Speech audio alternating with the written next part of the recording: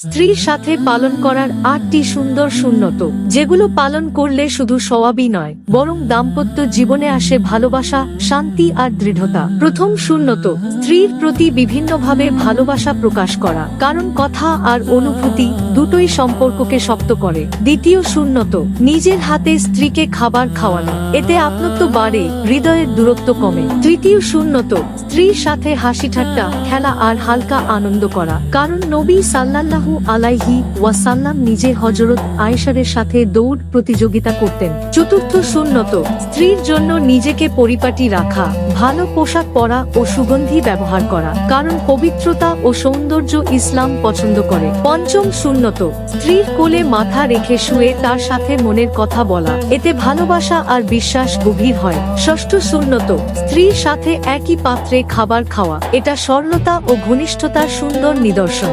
সপ্তম সুন্নত, নিজের সুখ দুঃখ স্ত্রীর সাথে ভাগ করে নেওয়া, যাতে সে শুধু দায়িত্ব না, বরং জীবনের প্রকৃত সঙ্গী হয়। অষ্টম সুন্নত, স্ত্রীর আত্মীয় স্বজনকে সম্মান করা এবং তাদের সাথে ভালো সম্পর্ক রাখা, কারণ এতে ঘরের পরিবেশ সুন্দর থাকে। নবী করিম বলেছেন, যে ব্যক্তি কোনো ভালো কাজের কথা জানায় এবং কেউ যদি তাতে আমল করে, তাহলে জানানো ব্যক্তিও সমপরিমাণ সওয়াব পায়। তাই এই কথাগুলো অন্যদের কাছেও পৌঁছে দিন, যাতে আরো মানুষ সুন্নতের মাধ্যমে নিজেদের দাম্পত্য জীবনকে সুন্দর করতে পারে।